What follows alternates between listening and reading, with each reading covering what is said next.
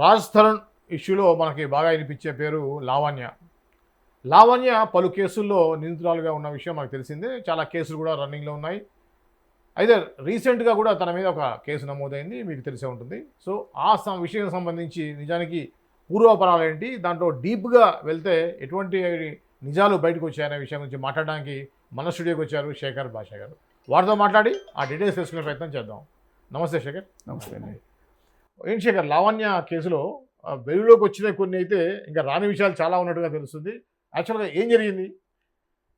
So రీసెంట్గా మన కొండాపూర్ లిమిట్స్లో, అంటే మన హైదరాబాద్ కొండాపూర్ కాదు, సంగారెడ్డి దగ్గర కొండాపూర్ అనే ఇంకొక విలేజ్ ఉంది. ఆ కొండాపూర్ లిమిట్స్లో ఈవిడ మందుగొట్టో లేకపోతే మాదక ద్రవ్యాలు సేవించో యాక్సిడెంట్ చేసిన తర్వాత అక్కడ ఆ గ్రామస్తులు ఆవిడని ఆపి చేయడం, పోలీస్ కంప్లైంట్ ఇవ్వడం, పోలీసులు బండిని సీజ్ చేయడం, తర్వాత ఆవిడని రిమాండ్ చేశారో మరి తర్వాత పోలీసులు నెక్స్ట్ రోజు హాజరు కమ్మని చెప్పారు అనుకుంటా. ఆవిడ హాజరు కాకుండా ఉంది.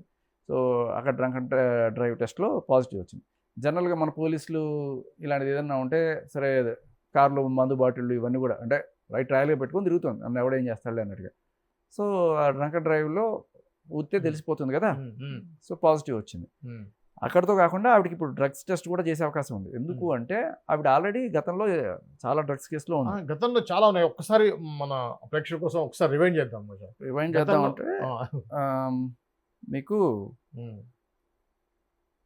ఆవిడ మీద ఫస్ట్ ఆవిడ ఖాతా తెరిచింది 2023లో జూన్ 30వ తేదీన నార్సింగి పిఎస్లో ఆవిడ మీద ఒక అమ్మాయి నన్ను బ్లాక్మెయిల్ చేస్తుంది ఈవిడ అని చెప్పి కేసు పెట్టింది. ఓకే. సో ఆ అమ్మాయి ఆవిడ ప్రియుడు కలిసి ఇంటిమేట్గా ఉన్న వీడియోలో అమ్మాయి ఫోన్ నుంచి తీసుకొని అవి వాళ్ళ నాన్నకి పంపిస్తాను లేకపోతే ఇంకొకరికి పంపిస్తాను అని చెప్పి అమ్మాయిని బ్లాక్మెయిల్ చేస్తూ ఉంటే ఆ అమ్మాయి తట్టుకోలేక పోలీస్ కంప్లైంట్ ఇచ్చింది. ఎఫ్ఐఆర్ అయింది. సో అది మొదటి ఎఫ్ఐఆర్. ఇది మీకు జస్ట్ నంబర్ కూడా చెప్తాను ఫర్ యువర్ ఇన్ఫర్మేషన్. ఇది మీరు చెప్పేది ఎఫ్ఐఆర్ నంబర్ 716/2023. ఎవరైనా చూస్తుంటే జస్ట్ ఇది పోలీసులకు ఇన్ఫర్మేషన్ ఇవ్వడం కోసము. 716/2023 నార్సింగి పిఎస్లో ఈవిడ మీద ఇదైనా కంప్లైంట్. ఇది దీంట్లో పెట్టిన సెక్షన్ ఏంటంటే 504, 506 ఐటీ యాక్టివ్ అని. ఓకే. ఇన్ని సెక్షన్ అమ్మాయిని బెదిరించి బ్లాక్మెయిల్ చేయడం అనేది. హీరోయిన్ కాదు. సో అయితే ఆ అమ్మాయికి సంబంధించి ఆడియోలు వీడియోలు ఇవన్నీ పెట్టుకొని ఆ అమ్మాయిని బ్లాక్మెయిల్ చేసింది. చాలా దారుణమైన ఆ ఫోన్ రికార్డ్స్ అన్నీ కూడా పోలీసులు సబ్మిట్ చేశారు ఆ నార్సింగ్ పిఎస్లో. ఓకే. అదే అయిపోయింది, ఒకటో కేసు. అది బ్లాక్మెయిల్ కేసుతో మొదలెట్టింది. తర్వాత అదే సంవత్సరం 2023లో సెప్టెంబర్ 10వ తేదీన 54/2023 ఇది ఎక్కడ అంటే మోకిలా పిఎస్లో రిజిస్టర్ అయింది. ఓకే. మోకిలా పిఎస్లో ఇదేంటంటే డ్రగ్స్ కేసు. ఓకే. సో అప్పట్లో మీరు అందరూ గమనిస్తే Varalakshmi drugs case, Varalakshmi tiffin centre మన డిఎల్ఎఫ్లో అక్కడ కలకలం రేగింది. అక్కడ డ్రగ్స్ పట్టుకున్నారు పెద్ద ఎత్తున, దాదాపు 44 grams ఎంతో సీజ్ చేశారు. ఇంకా ఆ పైపులు ఇంకా రకాల హడావుడంతా ఉండింది.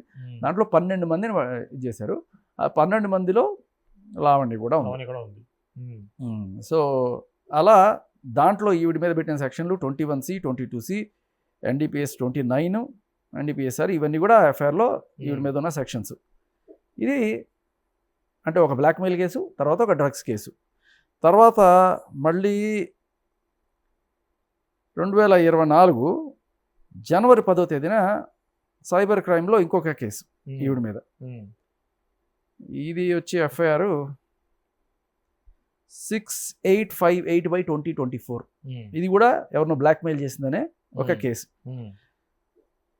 తర్వాత జనవరి 28, 2024లో ఇది ఈవిడ రెడ్ హ్యాండెడ్గా డ్రగ్స్ దొరికిపోయిన కేసు.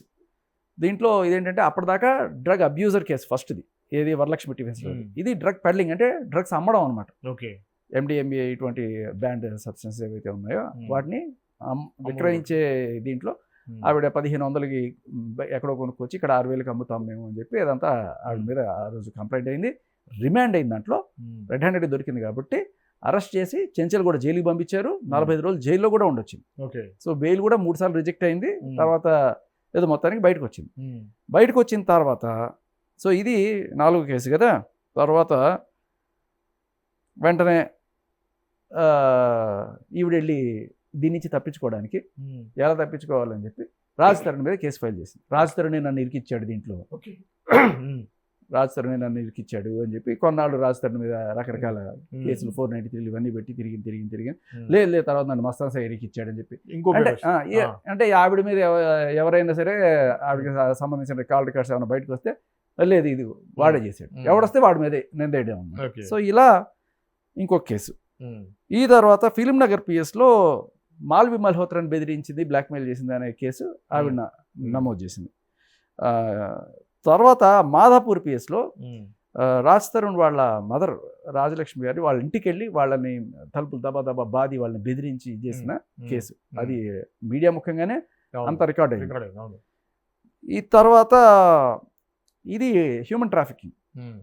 ప్రీతి అనే అమ్మాయికి డ్రగ్స్ ఇవన్నీ కూడా ఇచ్చి ఆ అమ్మాయిని ఈ వ్యభిచారం అనే రూపులోకి దింపడానికి ట్రై చేసిందని చెప్పి ఆ అమ్మాయి ఇచ్చిన కంప్లైంట్. ఇది 2024 సెప్టెంబర్ 9 మహిళా కమిషన్లో రిజిస్టర్ అయింది ఈ కంప్లైంట్. ఓకే, దీని తర్వాత ఇవన్నీ నేను బయట పెట్టాను ఈ కంప్లైంట్ ఈ అమ్మాయికి సంబంధించి. ఈ అమ్మాయిని తీసుకొచ్చి లైవ్లో కూర్చోబెడదాం అనుకునే టైంలో ఈవిడ ఏం చేసిందంటే నా మీద అటాక్ చేసింది. నేను ఒక చోట ఇంటర్వ్యూ ఇచ్చి కిందకు వస్తుంటే మనుషులతో నా మీద దాడి చేయించి నేను హాస్పిటలైజ్ అవ్వడము, ఒక 4-5 రోజులు హాస్పిటల్లో ఉన్నాను, కాన్వెంట్ హాస్పిటల్లో. ఆ కేసు కూడా ఆవిడ మీద రిజిస్టర్ అయింది. ఈవిడ తెలివితేటలు చూడండి, ఎవరన్నా సరే ఇప్పుడు మన మీద అటాక్ చేసి ఈవిడే ముందెళ్ళి కేసు పెట్టేస్తుంది అనమాట. నన్ను కొట్టేశారు పోలీసులు అమ్మాయి కదా అని చెప్పి ఫస్ట్ కేసు పెట్టేస్తారు. బట్ తర్వాత ఎంక్వైరీ చేసిన తర్వాత ఈవిడే అని చెప్పి తెలిసి ఈవిడ మీద కేసు పెట్టారు. నాది ఎఫ్ఐఆర్ ఆవిడే వచ్చింది, నాకేం పని, నేను ఇక్కడ మీతో ఇంటర్వ్యూ చేసుకుంటున్నాను, అయిపోయింది, కింద మెట్లు దిగి వెళ్తుంటే మీద పడి అయ్యి వెంటనే ఆవిడే ఫోన్ చేసేసి 100కి ఫోన్ చేసేసి ఇగో వీళ్ళని కొట్టేసాడు. నేనే అంటే నీ ఇంటికి వచ్చానా లేకపోతే ఎక్కడికి వచ్చాను, నువ్వే ఎత్తుకుండే ఇక్కడికి వచ్చి నా మీద దాడి చేసి తెలియదట్లు చూడండి. సో తర్వాత పోలీసులు ఎంక్వైరీ చేసిన తర్వాత వాళ్ళకి అర్థమైన విషయం, వెంటనే ఆవిడ మీద ఎఫ్ఐఆర్ ఫైల్ అయింది. అదే క్రమంలో సో ఇన్ని కేసులు ఆవిడ మీద ఫైల్ అవుతున్నాయి, ఆవిడ మీద యాక్షన్ చేసుకోవట్లేదు అని చెప్పి అనుకుంటున్న టైంలో ఒక పోలీస్ ఆఫీసర్ తోటి చాలా సన్నిహితంగా మాట్లాడుతున్న ఆడియోలు వీడియోలు మీ ఫామ్ హౌస్కి వస్తా, గోడ దూకొస్తా, నాకు కసి, నాకు నేను గిచ్చుతా రక్కుతా ఇలాంటివన్నీ చెప్తున్నా వీడియో కాల్ ఆడియో కాల్ 2 బయటకు వచ్చేటప్పటికి పెద్ద కలకాలం జరిగింది. సో నార్సింగి పిఎస్లో ఆవిడ మీద డ్రగ్స్ కేసు రెడ్ హ్యాండెడ్గా పట్టుబడిన కేసు ఉన్నా కూడా ఈ రోజు దాకా అది ఎందుకు ఛార్జ్ షీట్ కూడా నోచుకోలేదు, రిమాండ్ అయ్యింది. మామూలు విషయం కాదు, ఏదో ఎఫ్ఐఆర్ అంటే ఎవరో ఫస్ట్ ఇన్ఫర్మేషన్ రిపోర్ట్ అని కాదు. రిమాండ్ ఎప్పుడు అవుతారు, అరెస్ట్ ఎప్పుడు అవుతారు అంటే పక్కా ఆధారాలు ఉన్నప్పుడు. రెడ్ హ్యాండెడ్గా దొరికిపోయిందని తెలుసు ఉన్నా కూడా ఆవిడ మీద ఆ కేసు ముందుకెళ్ళట్లేదు, ఛార్జ్ షీట్ అవ్వట్లేదు, ఎందుకని ఎవరికి అర్థం కాల. కట్ చేస్తే ఇక్కడ బ్లాక్ షిప్ ఆయనే ఈవిడికి కొమ్ము కాస్తూ ఎవరైతే ఈ కేసుని పర్యవేక్షిస్తున్న ఆ డిఏ ఉన్నారో ఆయనతో ఈవిడ ఎఫ్ఐఆర్ పెట్టుకుంటే ఎఫ్ఐఆర్ ముందుకెళ్ళదు అని ప్రూవ్ చేసింది. సో తర్వాత ఆ విషయం పోలీస్ పై అధికారులకి తెలిసింది, ఆయన ట్రాన్స్ఫర్ చేశారు, అయింది. ఆ తర్వాత నెక్స్ట్ కేసు ఇంటి మీదకి రాజ్ తరుణ్ ఆ ఇల్లు అమ్మేశాడు. ఇల్లు అమ్మేసిన తర్వాత కూడా ఆ ఇంటి మీదకి వెళ్ళి ఆ ఇల్లు నాది, నువ్వు ఎట్లా ఉంటావు అని చెప్పి ఆ ఇంటి ఓనర్లను బెదిరించి ఆ ఇంటి అద్దాలు పగలు కొట్టి అక్కడ ఉండే పని వాళ్ళని కొట్టి లేడీస్ని వాళ్ళ నాన్న ఈవిడ ఇంకా కొంతమంది ఒక 10 మందిని వేసుకొచ్చి ఆ ఇంటి మీద దాడి, అమ్మేసిన ఇంటి మీద దాడి చేసింది. సో ఆ దాడి కేసు అదొకటి, దాంట్లో కొంతమంది అరెస్ట్ చేశారు పోలీసులు, తర్వాత ఏదో అయింది మొత్తానికి. అది కూడా నార్సింగ్ పిఎస్. మళ్ళీ నార్సింగ్ పిఎస్లో ఏం జరగదు, దేవుడి ఎవరు ఏం చేయలేరు, నన్ను ఎవరు ఏం చేయలేరు అన్నట్టుగా. తర్వాత అది అయిపోయిన తర్వాత నెక్స్ట్ 2025 మార్చి 10వ తేదీన గుంటూరులో ఒక కేసు నమోదైంది. ఒక అమ్మాయిని మళ్ళీ బ్లాక్మెయిల్ చేస్తుంది. ఇదే జీవితం అంతా బ్లాక్మెయిల్ కేసులు ఎక్కువ ఉంటాయి. సో బేసికలీ ఈ ప్రీతి అనే అమ్మాయి ఇచ్చిన కంప్లైంట్లో ఏముంటుందంటే అమ్మాయిలు ఎవరన్నా వస్తే వాళ్ళని పరిచయం చేసుకొని మెల్లగా వాళ్ళకి కూల్ డ్రింక్లోనో వాటిలోనో దేంట్లోనో డ్రగ్స్ కలిపిచ్చేసి తర్వాత మెల్లగా వాటిని ఎడిక్ట్ చేసి వాళ్ళ ఫోన్లు తీసుకొని ఆ ఫోన్లో వాళ్ళ బాయ్ ఫ్రెండ్స్తోనో ఏమన్నా పర్సనల్ డేటా ఉందో వాళ్ళ ఫోన్ నంబర్లు అవన్నీ తీసుకొని తర్వాత ఆ ఫోటోలు వాళ్ళకి పంపిస్తాయి వీళ్ళకి పంపిస్తాయని బ్లాక్మెయిల్ చేస్తూ ఎవరి దగ్గరికి చెప్తే వాళ్ళ దగ్గరికి వెళ్ళమని ఈ అమ్మాయిని ఒత్తిడి చేస్తుంది అని ఈ ప్రీతి అనే అమ్మాయి ఇచ్చిన కంప్లైంట్ సారాంశం. సో అలా అదే కోవలో ఈ సునైనా అనే అమ్మాయి కూడా నన్ను బ్లాక్మెయిల్ చేస్తుందని గుంటూరులో కంప్లైంట్ ఇచ్చింది. తర్వాత ఇది మనకి సో ఇది 2025 జూలై 1వ తేదీన నమోదైన కంప్లైంట్. కరెక్ట్గా జూన్ 31వ తేదీన ఈవిడ కోకాపేట విలాస్ ఉన్న క్యాంపస్ ఏదైతే ఉందో దానికి రౌడీలు వేసుకుని వెళ్ళి ఆ గేట్లు కొట్టేసి ఆ సెక్యూరిటీ గార్డుని కొట్టి 10 మందిని 2 కార్లు 5 మంది బైకులు వీళ్ళందరూ ఆడావిడేసి ఆ విజువల్స్ అన్నీ ఉన్నాయి. అవన్నీ సబ్మిట్ చేస్తేనే పోలీస్ స్టేషన్లో కేసు అయింది. అంత ఉన్నా కూడా పెట్టకపోతే ఏం అవ్వదు కదా, ఎంత నర్సింగ్ పీఎస్ అయినా కూడా అన్ని విజువల్స్ ఉన్నప్పుడు. సో అయింది, కేసు అయింది. ఇదైపోయిన తర్వాత అక్కడి నుంచి వెళ్ళిపోతే ఈ రాజ్ తరుణ్ కార్ ఏదైతే ఉందో జీప్, దాని పేరు కార్ అంటే జీప్ అనుకునేది, దాని పేరే జేఈపీ జీప్, అది తీసుకొని అక్కడి నుంచి ఉడాయించిన తర్వాత మరి ఎక్కడో ఉంటుంది, సంగారెడ్డిలోనే ఎక్కడో ఉంటుందని తెలిసింది తప్ప మనకి ఏ రకమైన ఇన్ఫర్మేషన్ లేదు. అయితే అది తర్వాత రాజ్ తరుణ్కి ఏమైందంటే అసలే ఈవిడ డ్రగ్స్ ఇంపోర్ట్ ఎక్స్పోర్ట్ గట్టిగా చేస్తూ ఉంటుంది, మన దాంట్లో ఏదన్నా దొరికితే రేపు మనకి రిస్క్ అవుతుంది. ఇప్పుడు ఆ జీప్ అనేది రాజ్ తరుణ్ పేరు మీద ఉంది. రాజ్ తరుణ్ పేరు మీద. ఓకే. అది ఫస్ట్ నువ్వు రిటర్న్ చేసేయమని చెప్పి రాజ్ తరుణ్ మేనేజర్కి చెప్పాడు. రాజ్ తరుణ్ మేనేజర్ ఎన్నిసార్లు వెళ్ళి అడిగినా లేదు, డ్యామ్ రూమ్ డిసిషన్ చెప్పి వాళ్ళు బెదిరించడం, ఇంకోటి ఎంత పని చేస్తే ఇంకా సరే పోలీస్ స్టేషన్కి వెళ్ళి కంప్లైంట్ ఇచ్చారు. ఇది రాజ్ తరుణ్ ఇప్పుడు ఈ కంప్లైంట్ ఇచ్చింది 2025 మే 20వ తేదీ. ఓకే. ఇచ్చిన కంప్లైంట్ ఇది. జీప్ తన దగ్గర ఉందని చెప్పి ప్రూఫ్ కోసం అని చెప్పేసి అట్లా మొత్తం రాజ్ తరుణ్ ఐఎమ్ సో నేను పలానా ఏరియాలో ఉంటాను, ఇది 2020లో నేను పర్చేజ్ చేసిన జీపు TS07 FT 6105 ఈ నంబర్ గల జీపు. నాకు ఎందుకు ఈ నంబర్ మీకు చెప్తున్నానంటే మేబీ ఇది కనుక కొండాపూర్ PS లో ఉన్న ఇన్స్పెక్టర్ కానీ ఎవరన్నా చూస్తే ఇప్పుడు మీరు అక్కడ పట్టుకున్న జీప్ నేను ఆ విజువల్స్ చూసినప్పుడు నంబర్ కనబడలా వెనకాల, ఆ నంబర్ ఎందుకు మిస్ అయింది? సో ఇది ఆ జీప్ నంబరు DS07 FT 6105 ఈ నంబరు. సో ఇది రెడ్ కలరు అన్ని రాశాడు, చాసిస్ నెంబర్తో సహా మొత్తం రాశాడు. ఈ కంప్లైంట్ నేను వాళ్ళు కూడా ఫార్వర్డ్ చేస్తాను. తర్వాత ఇది రిజిస్ట్రేషన్ పలానా డేట్న అయింది అన్నీ ఇచ్చాను. అయితే ఈ మన్నెపల్లి లావణ్య అనే ఆవిడే she took the illegal possession of this above vehicle without my consent and has refuse to return it despite many request. అలా ఎంత చెప్పినా ఇంకా అలాగే ఉంది. సో నా బండి నాకు ఇప్పించండి మొర్రో అని చెప్పి ఆయన వెస్ట్ జోన్ డీసీపీకి ఇచ్చిన కంప్లైంట్ ఇది. సో దానికి వాళ్ళు ఓన్లీ ఇది ఇచ్చారు, పోలీసులు దానికి ఎఫ్ఐఆర్ ఇచ్చారు. మరి ఎఫ్ఐఆర్ అయిందో తెలియదు, దానికి స్లిప్ ఇచ్చారు, సరే చూస్తూ ఉన్నారు. బట్ మన పోలీసులు ఏ రకమైన చర్యలు ఉండవు కదా. నార్సింగ్లో 2 ఏళ్ల నుంచి ఆ కేసు ములుగుతోంది, ఏ ఛార్జ్ షీట్కి కూడా దాఖలు లేదు. ఈ జీప్ తీసుకుని వెళ్ళిపోయింది. ఇప్పుడు ఈ జీప్ వేసుకుని ఆవిడ ఎక్కడెక్కడో తిరుగుతూ ఎవడో గుద్దేసింది. ఇప్పుడు ఆ జీప్ను అక్కడ సీజ్ చేశారు. ఓకే. సో థ్యాంక్ గాడ్ ఇప్పుడు రాజ్ తరుణ్ ఈ కంప్లైంట్ ఇవ్వడం వల్ల దాంట్లో నిజంగా ఏదైనా డ్రగ్స్ లేకపోతే ఇటువంటి ఏమన్నా దొరికినా కూడా అది ఇప్పుడు ఆయన మీదకి రాదు. కానీ బట్ రేపు ఏదైనా సరే ఇటువంటివి జరగకుండా ఉండాలంటే నా జీపును నాకు ఇప్పించండి అంటే కూడా ఈ రోజుకి పోలీసులు ఏం చేయలేకుండా చేస్తున్నట్టు చూస్తున్నారు. ఎవరున్నారు ఈ వెనకాల? ఇన్ని కేసులు ఉన్నాయి కదా, ఇన్ని కేసులు ఉన్నా కూడా ఆవిడ ఎలా అంత ఈజీగా పోలీసులను బెదిరించుకుంటూ జనాలను గుద్దేసుకుంటూ. ఇప్పుడు రేవంత్ రెడ్డి గారు ఏమంటారు, డ్రగ్స్ని నేను ఉక్కుపాదంతో తొక్కేస్తా అని చెప్పి ఆయన ఎలక్షన్ క్యాంపెయిన్లో చెప్పారు. తర్వాత అదే పరిగే కొన్ని చేశారు. బట్ మన కళ్ళ ముందే అంటే ఒక డ్రగ్ పెడ్లర్ని ఇలా అచ్చోసిన ఆంబోతులాగా సొసైటీలోకి వదిలేస్తే వాడు ఎందుకన్నా ఏం చేస్తాడు? పోయి వాళ్ళని వెళ్ళి గుద్దేయడము. ఎన్ని కేసులు ఆవిడ కేసు అయిన తర్వాత ఆవిడ మీద అంటే 2024 జనవరి నుంచి ఇప్పటిదాకా ఎన్ని కేసులు అయ్యాయి చూడండి. డజన్ కేసులు, అందులో బ్లాక్మెయిల్లు, ఎక్స్టార్షన్లు,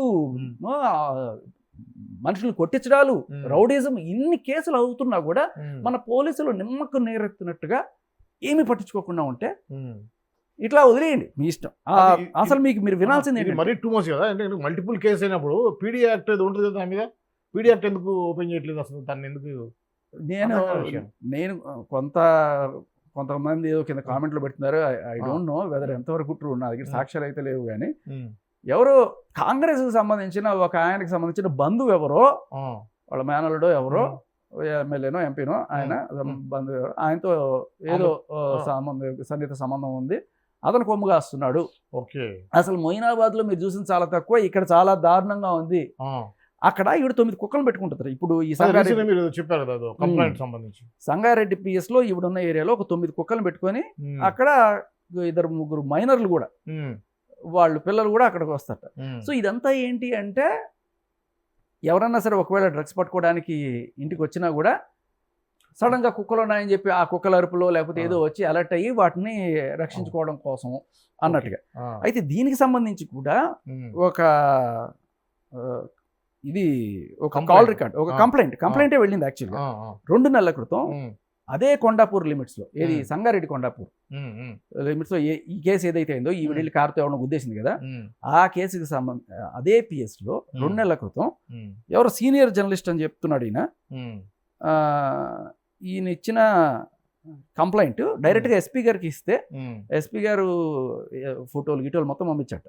డ్రగ్స్, గంజాయి, తర్వాత ఇవన్నీ ఫోటోలు అన్ని పంపించాను అంటే వెంటనే SP గారు ఆ స్టేషన్ లిమిట్స్ లో ఉన్న SI గారిని అలర్ట్ చేశారు. తర్వాత వెంటనే ఈయనకి ఫోన్ చేస్తే ఆయన మాట్లాడిన కాల్ మరి ఏదో రకంగా బయటకు వచ్చింది. ఒక్కసారి మీకు వినిపిస్తా. ఇది అక్కడ కానిస్టేబుల్ తోనో లేకపోతే రైటర్ తోనో SI తోనో మాట్లాడుతున్నారు ఈయన. కాల్ రికార్డ్ కావాలని CP సార్ దగ్గరికి వెళ్దాం. నేను సీనియర్ జర్నలిస్ట్ ని. నేను సజ్జనా సార్ తోటి ఆల్రెడీ దిశ ఎన్కౌంటర్ లో కూడా వర్క్ చేశా. సో నాకు ఆయన తెలుసు కాబట్టి నన్ను బాగా రిక్వెస్ట్ చేస్తే నేను వచ్చా. అక్కడికి వచ్చిన తర్వాత ఏంటంటే 14 years 15 years 2 అబ్బాయిలు ఎవరో పిల్లలు, స్కూల్ పిల్లలు, వాళ్ళని పెట్టుకొని వాళ్ళతో గంజాలు తాగడము, మందు ఆడము. ఎవరు చేస్తున్నది? ఈమెనే చేపిస్తుంది వాళ్ళతోటి. ఎవరు? లావణ్య. వాళ్ళతోటి అదే ఇంట్లో చేపిస్తుంది. ఒక 9 కుక్కలేమో ఉంటాయి, కొంచెం హైబ్రిడ్. ఇప్పుడు మీరు చెప్పిన మా లొకేషన్ లో. అవును. హైబ్రిడ్. ప్రాబ్లం ఏంటి చెప్పండి. ప్రాబ్లం ఏంటి అంటే ఆ పిల్లల్ని పాడు చేసేస్తుంది. దాంతో చైల్డ్ ప్రాసెషన్ ఒకటి స్టార్ట్ అయింది. సార్ ఏదో ట్రాన్స్జెండర్ అన్నాడు, అదేంటిది? ట్రాన్స్జెండర్ అంటే బేసిక్లీ పాయింట్ ఏంటంటే, ఇప్పుడు ట్రాన్స్జెండర్ అంటే ఇప్పుడు మేల్స్ ఉంటారు కదా, వాళ్ళకి హైబ్రిడ్ అంటే ఏజ్ తక్కువ ఉంటది కానీ జనరిక్ పైకి వచ్చేస్తుంది. ఏజ్ జనరిక్ దానిలో ట్రాన్స్జెండర్ అయిపోతారు. కొంతమంది ఓవర్ రియాక్ట్ అవుతారు. సో దాని వల్ల ఈమెం చేస్తుందంటే వాళ్ళని తీసుకుపోయి వేరే వాళ్ళ దగ్గర నుంచి బిజినెస్ చేపించుకుంటది. లావణ్య. సో 40,000 50,000 అవన్నీ చేపిస్తుంది. ఇప్పుడు మీకు వచ్చిన ప్రాబ్లం ఏంటి, మేమేం సాల్వ్ చేయాలి చెప్పండి ఒక వర్డ్ లో. సింపుల్ పాయింట్ సార్, పిల్లల్ని సేవ్ చేయాలి. తను ఆల్రెడీ లొకేషన్ నుంచి ఫోటోలు వచ్చినాయా? అన్ని ఫోటోలు ఉన్నాయి సార్, అన్ని ప్రూఫ్లు ఉన్నాయి, అన్ని ఫోటోలు ఉన్నాయి. అట్టానండి. ఎంత మంది ఉన్నారు అని అడుగుతానికి నా పాయింట్. అక్కడ 2 పోరళ్ళు ఉన్నారు సార్. వాళ్ళని సెక్యూర్ చేయమంటారు. ఫస్ట్ వాళ్ళని సెక్యూర్ చేయండి. ఈ అమ్మాయి మీద ఉన్న మొత్తం లిస్ట్ ఆఫ్ వారెంట్స్ ఇప్పుడు ఆల్రెడీ కోర్టులో మొత్తం కేసులు పెండింగ్ ఉన్నాయి.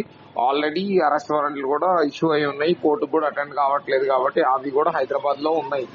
వాళ్ళకి హ్యాండ్ ఓవర్ చేస్తే అయిపోద్ది. లీగల్ ప్రాసెస్ అన్ని వాళ్ళు చేసేస్తారు. రాజేందర్ రెడ్డి కోర్టులో ఉంది, దాని తర్వాత నాంపల్లి కోర్టులో ఉంది, సికింద్రాబాద్ కోర్టులో ఉంది. అన్ని కోర్టులలో పెండింగ్ ఉన్నాయి. అదే ఈమెను వాళ్ళకి హ్యాండ్ ఓవర్ చేస్తే లీగల్ ప్రొసీజర్స్ నడుస్తాయి. ఇక్కడ నుంచి దుకాణం అంతా బంద్ చేయాలి, పిల్లలందరినీ సెక్యూర్ చేయాలి. సెక్యూర్ చేయండి. వాళ్ళ ఫాదర్ నంబర్ కావాలంటే నేను పంపిస్తా. వాళ్ళ ఫాదర్ కూడా ఫోన్ చేసి చెప్తా. మీకు ఎట్లా కజిన్ అంటే ఎట్లా? నేను ఆల్రెడీ 5-6 days నేను వచ్చాను సార్. నేను అక్కడే ఉన్నా. ఆ ఇంట్లోనే ఉన్నారు? నేను అక్కడే ఉన్నా, వాళ్ళ ఇంట్లోనే ఉన్నా. నా చెల్లి అని చెప్పి వచ్చా. చెల్లంటే ఎట్లండి వరుసకి? అక్కడ నాకు చెల్లెనే, సిస్టర్. చెల్లంటే ఎట్లా? చెల్లంటే ఒక 1.5 year 2 years నుంచి అన్నయ్య అంటే నేను చెల్లెలాగానే ఫీల్ అయ్యా. నేను చెల్లెలాగానే ఉన్నా, నేను అన్నయ్య అనే లాగానే ఉన్నా. అంటే బ్లడ్ రిలేషన్ కాదు? బ్లడ్ రిలేషన్ ఏమి కాదు సార్. ఉన్నప్పుడు మీరు ఎమ్మటే మాకు ఇంటిమేషన్ ఇవ్వాల్సి ఉండే. నాకు రాజస్థాన్ 2008 నుంచి తెలుసు సార్. ఈ అమ్మాయి కూడా నాకు 2009-10 లో నాకు ఒకసారి పరిచయం, ఎప్పుడో అట్లా చూసినట్టు.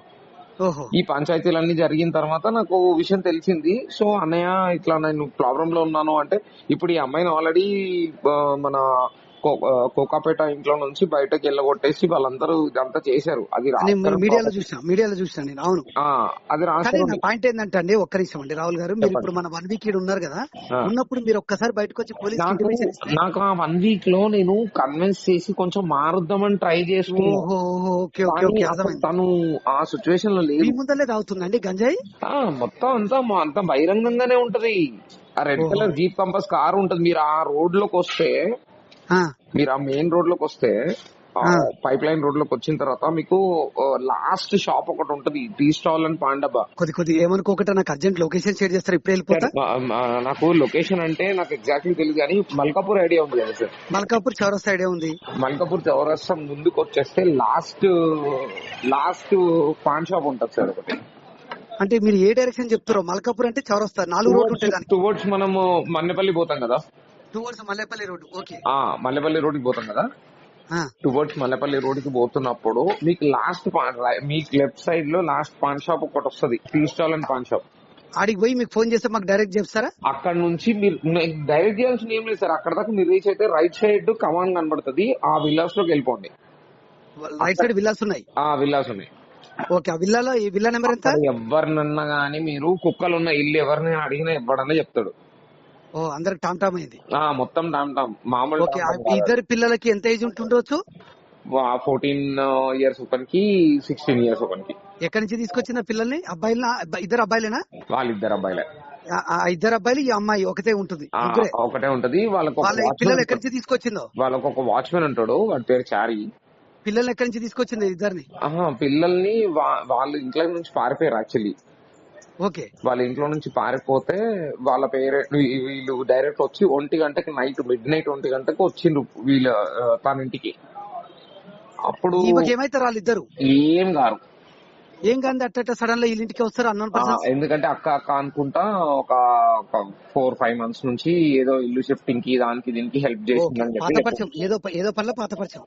పాత పరిచయం ఒక మీ ఇంటెన్షన్ ఏంటంటే ఈమె ఖరాబ్ కావతో పాటు పిల్లల్ని కూడా ఖరాబ్ చేస్తుంది, అది జరగొద్దు అని అంటారు, అంతే కదా? పిల్లల్ని ఖరాబ్ చేస్తుంది ఆమె. మొత్తం అక్కడ మొత్తం సంగారెడ్డి అంతా టామ్ ఆమె కార్ దిగంగానే సిగరెట్ తావడు, తిరుగుకుంటా పోవడు, ఆ కుక్కలు తీసుకుని ఎప్పుడు మొత్తం అంతా హంగామా పంచాయతీ. నిన్న నైట్ ఎందుకు బయలుదేరా అంటే నా మీద అటాక్ చేయడానికి ఒక 15 మందిని పిలిపించింది మనుషులని. ఓహో, నిన్న నైట్. ఓకే, 15 మందిని పిలిచి మీ మీద ఎందుకు కోపం? నా మీద ఎందుకు కోపం అంటే నువ్వు ఇలాంటి చేయడం అన్ని కరెక్ట్ కాదు, ఇది తప్పు, ఇలా చేయకూడదు. ఆ పిల్లల్ని వాళ్ళ ఇంటికి పంపించేసి మంచి చెప్పారు వాళ్ళ ఇంటికి వాళ్ళకి పంపించేసి. ఓకే, సో వాళ్ళ ఇంటికి వాళ్ళని పంపించేసి పిల్లల్ని చేయడం తప్పు. నువ్వు తాగితే తాగావు, నువ్వు మందు కొట్టు, కానీ పిల్లల్ని నాశనం చేయొద్దు. ఎవరికైనా అలాగే అనిపిస్తుంది కదా, చిన్నపిల్లల్ని నాశనం నువ్వు ఎవడో నాకు చెప్పడానికని చేస్తే ఇంకా మాటలతో చెప్తే వినట్లేదని ఈ అబ్బాయి డైరెక్ట్ గా ఎస్పీ గారికి కంప్లైంట్. ఎప్పుడు జరిగింది? 2 నెలలు అవుతుంది. 2 months క్రితం జరిగింది. దాని మీద యాక్షన్ ఏమైనా ఉందా? మరి ఆయన వాళ్ళు వెళ్ళారా, కంప్లైంట్ నెంబర్ మనకి ఇది మీడియాలో రాలా. బేసికలీ నాకు ఈ కాల్ రీసెంట్ గా సర్క్యులేట్ అవుతుంది, నా దగ్గరికి వచ్చింది. ఓకే, వద్దు అని చెప్పిన. మీరు ఎప్పుడు వెళ్ళిపోయారు మరి? నిన్న నైట్ 10 o'clock. ఆ చలిలో అసలు ఆమె లాంగ్వేజ్ ఎట్లుంటదంటే మీకు ఒకసారి ఒక వాయిస్ రికార్డింగ్ పంపిస్తా వినండి. అట్లా పిలిచింది, నాకు ఇబ్బంది ఉందని ఆమె మిమ్మల్ని పిలిచింది, మీరు మంచి చెప్పకపోతే మళ్ళీ మీ మీదకి రివర్స్ అయింది. అంతే, నా మీదకి రివర్స్ అయింది. మీరు ఎస్పీ గారికి ఇప్పుడు మెసేజ్ చేశారా? నేను ఎస్పీ గారికి మెసేజ్ చేశాను. ఎస్పీ గారు నాకు okay I will take care అని చెప్పారు. మీ కాల్ వచ్చింది. రైట్, నేను చూసుకుంటలేండి. నాకు ఒక్కసారి అడ్రస్ ఏమైనా కన్ఫ్యూజ్ అయితే మీకు ఫోన్ చేస్తాను. సో ఇది ఎస్పీ గారి నోటీస్ లో కూడా ఉంది. సో ఇవాళ అంటే ఇదేమి వింత కూడా ఏం కాదు. ఏం చెప్తున్న దాంట్లో పెద్ద నమ్మకపోవడానికి లేదు. ఎందుకంటే ఆల్రెడీ మొత్తం డ్రగ్స్ కేసులు, దొరికిపోయిన కేసులు, చెంచులగూడ జైల్లో ఉంది. ఆ నేపథ్యం అంతా మనం తెలుస్తున్నాం. ఇంకా కూడా మనం కళ్ళు మూసుకుంటూ మాకేం తెలియదు, ఆవిడ ఎక్కడ ఏమైనా చేసుకోండి అని జనాల మీదకి అలా వదిలేస్తే ఆవిడ ఇంక అంటే మైనర్స్ అన్యాయం అయిపోతున్నారు అక్కడ అని చెప్పి ఈ అబ్బాయి చెప్తున్నాడు.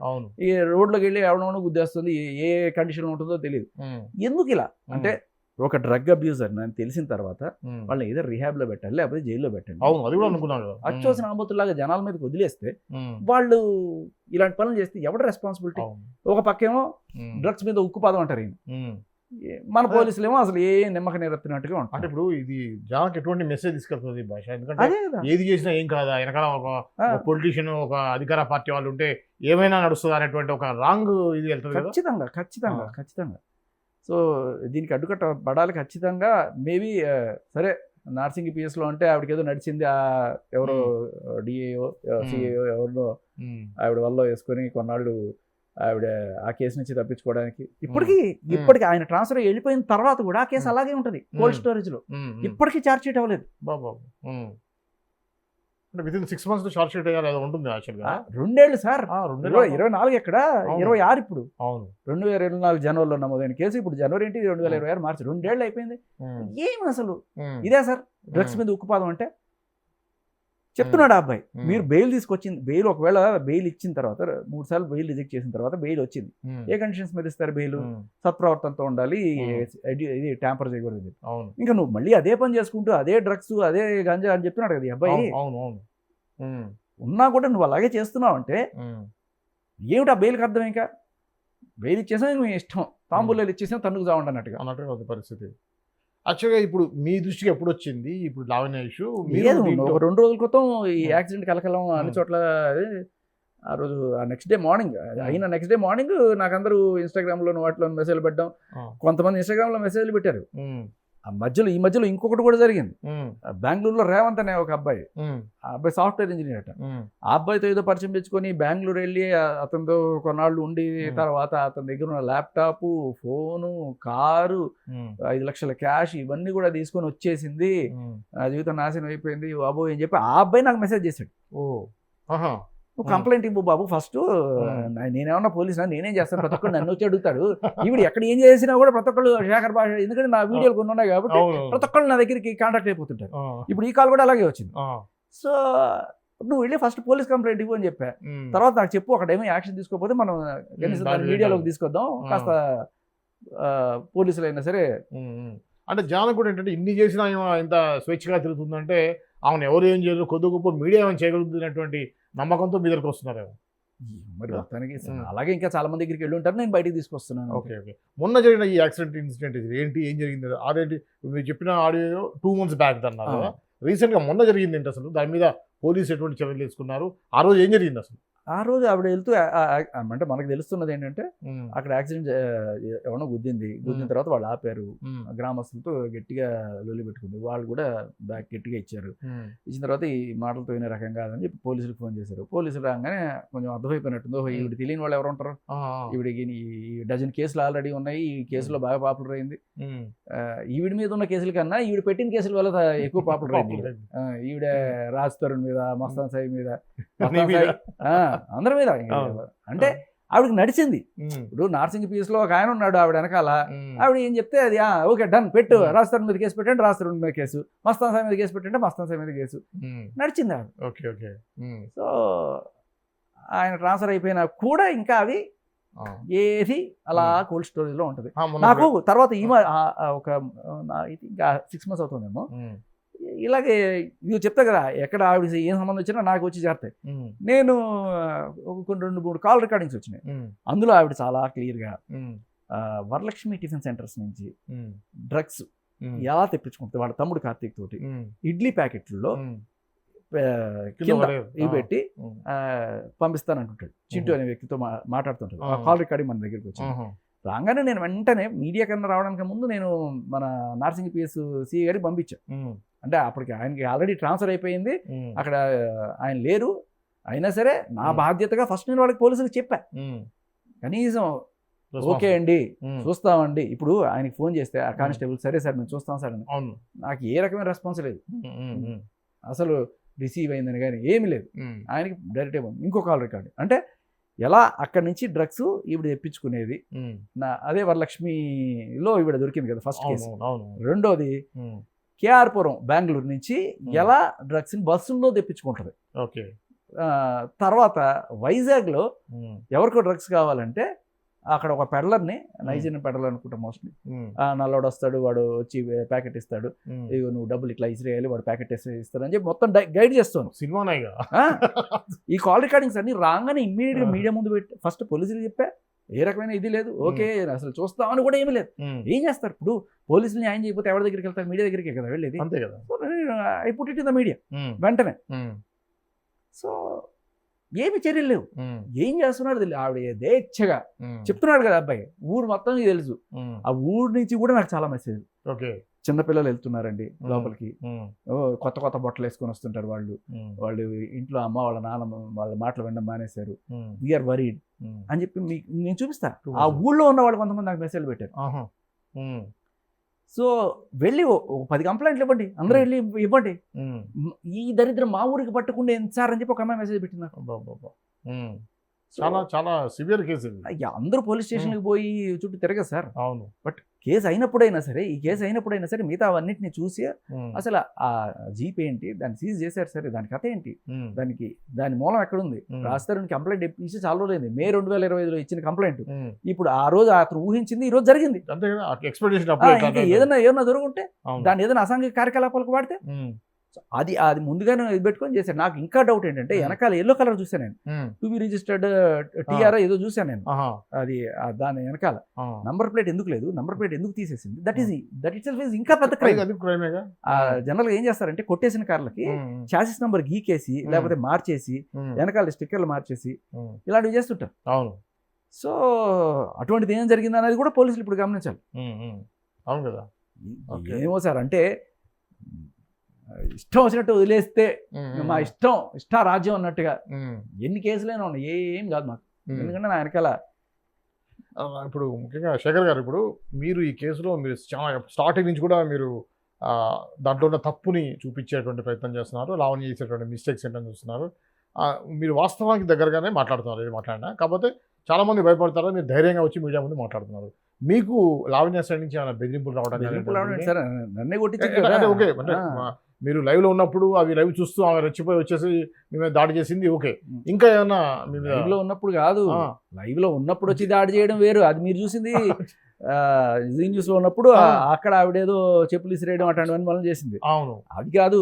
పక్కా ప్లాన్డ్గా అర్ధరాత్రి 11 గంటలకి ఆ రోజు ఏమైందంటే, అదే బిల్డింగ్లో పైన జీ న్యూస్, కింద ఆంధ్రప్రభ ఉండే. ఆంధ్రప్రభలో ఇంటర్వ్యూ జరుగుతుంది. యాక్చువల్గా 8 గంటలకు ఆ టైంలో జరగాల్సింది, ఏదో నాకు లేట్ అయింది, పొద్దున్న నుంచి రాలేదమ్మా అంటే, ఆ లేడీ ఆవిడ పేరు స్వరూప్ గారు, ఆవిడ ఎంతసేపు వెయిట్ చేయడం భావ్యం కాదని చెప్పి అంత లేట్ అయినా సరే నేను వెళ్ళాను ఆ రోజు. ఓకే, వెళితే మరి ఆవిడ లైవ్ చూసా లేకపోతే ఏదో రకంగా నా లొకేషన్ ట్రాకింగ్ చేస్తుందని కూడా విన్నా నేను. సో సరే, ఆవిడకి ఉంది కదా పోలీసులో కొంత నడుస్తుంది కదా, ఆయన ఎవరన్నా ఇచ్చుంటారు మహానుభావుడు. సో పట్టుకొని వచ్చింది అక్కడికి. వచ్చి కరెక్ట్గా రాత్రి మెట్లు దిగుతుంటే చీకట్లో అటాక్. ఓకే. సో అది ఇవి అంటే నడుస్తూ ఎన్ని చేసినా మనిషి ఇంతే అని అనుకున్నప్పుడు కూడా ఆ బెయిల్ ఎందుకు క్యాన్సిల్ అవ్వదు? అవును, బెయిల్ అనేది గుడ్ గ్రౌండ్స్ తప్పు చేయను అని చెప్తే ఇస్తారు. అవును, చేస్తున్నప్పుడు మరి బెయిల్ ఎందుకు క్యాన్సిల్ చేయరు? ఇంకా అలాగే ఇంకా నేరాల మీద నేరాలు చేసుకుంటూ పోతుంటే, మీకు అమ్మ లైసెన్స్ ఇచ్చేసిందమ్మా గవర్నమెంట్, మీ ఇష్టం ఎవరైనా చంపేసుకోండి, ఎవరైనా గుద్దేయండి, ఏ డ్రగ్స్ అయినా అమ్ముకోండి, ఎక్కడైనా తిరగండి, ఎవ్వరు మిమ్మల్ని ఏం చేయరు అని చెప్పినట్టుంది. ఒక్కటి శేఖర్ గారు, ఒక్కటే ఫైనల్గా మీరు గవర్నమెంట్కి కానివ్వండి, ఇప్పుడు ఉన్నటువంటి పోలీసులు కానీ మీరు చేసే అప్పీల్ ఏమంటే సీరియస్ అప్పీల్ చెప్పండి సార్. రావణ ఇష్యూలో ఎలా చేస్తే బాగుంటుంది ఏంటి మీ యొక్క అడ్వైస్ కానీ మీ యొక్క అప్పీల్ చెప్పండి సార్. రేవంత్ రెడ్డి గారికి డైరెక్ట్గా నేను అడుగుతున్నది సార్, మీరు చిత్తశుద్ధితోటి ఒక మంచి చేస్తున్నారు, డ్రగ్స్ మీద ఉక్కుపాదం అని చెప్పారు, చాలా వరకు చేశారు మీరు. కానీ ఇటువంటి కేసెస్ ఇంకా ఉండిపోవడంలో, అంటే అదే పని మళ్ళీ చేస్తూ ఉన్న వాళ్ళు చలామణి అవుతున్నప్పుడు మీకు చెడ్డ పేరు వస్తుంది.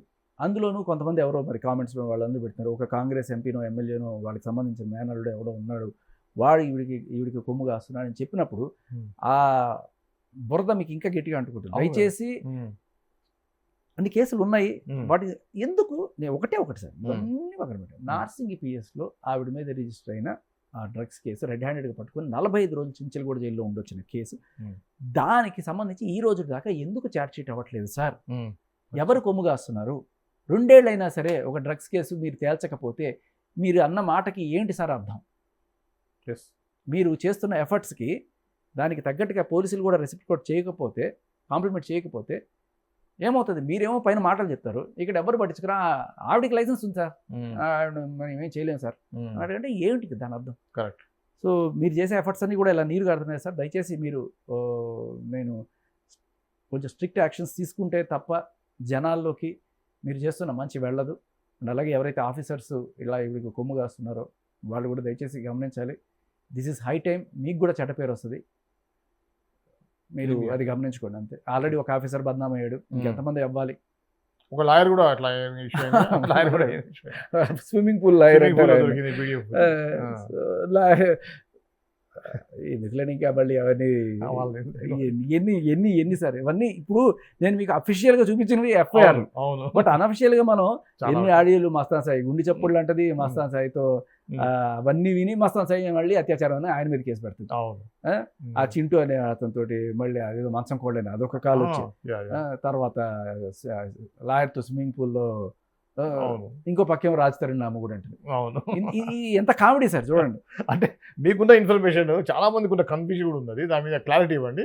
నిజంగా అప్పుడున్నటువంటి రాజ్ తరుణ్ నా భర్త నాకు కావాలనే కేసు, మస్తాన్ సాయి మీద పెట్టిన కేసు ఏమైంది, ఇప్పుడు ఏంటి స్టేటస్? ఏమీ లేవు దాంట్లో, ఏ సాక్ష్యాలు ఉన్నాయి అంటే ఇప్పుడు ఏపీఎస్లో అయితే రాజ్ తరుణ్ మీద రాజ్ తరుణ్ నేను పెళ్లి భర్త. చేసుకుంటానని ప్రామిస్ చేసి చేశాడని చెప్పి ఆ 493 కేసు ఏది పెట్టిందో, ఉమ్, అదే స్టేషన్లో అదే నర్సింగ్ ప్లేస్లో ఉమ్, కరెక్ట్గా 6 నెలల క్రితం ఉమ్, మస్తాన్ సాయి మీద నా భర్త కేసు పెట్టింది. మనకు భర్త కాదు, అప్పుడు ఆవిడ ఆ, మిసెస్ కాదు, ఆ, మిస్ ఆ, మిస్ మన్నేపల్లి లావణ్య. ఆ, నేను మస్తాన్ సాయి ప్రేమించుకున్నాము, ఉమ్, సరే కొన్నాళ్ళు పెళ్లి చేసుకుందాం అనుకున్నాను, కానీ తర్వాత నాకు ఇప్పుడు వద్దనిపిస్తుంది, బ్రేకప్ అయిపోయాము, అయినా కూడా అతను నన్ను వెంబడించి వేధిస్తున్నాడు అది పెట్టింది. అని చెప్పి కేసు దాని అర్థం ఏంటి సార్? ఆ, ఇప్పుడు ఒక పెళ్ళైన అమ్మాయి ఉమ్, పెళ్ళైన అమ్మాయిని వేధించడం వేరు, ప్రేమించుకున్నాము పెళ్లి చేసుకుందాం అనుకున్నామని చెప్పి పెట్టిన కేసు. ఉమ్, ఉమ్, ఆ కేసు అదే పిఎస్లో ఉండగా ఉమ్. ఇంకోడు అంటే వీడు నా ప్రియుడు వీడు నా మొగుడు అని చెప్పి పెడితే పోలీసులు తీసేసుకుంటారు సార్ మన వాళ్ళు.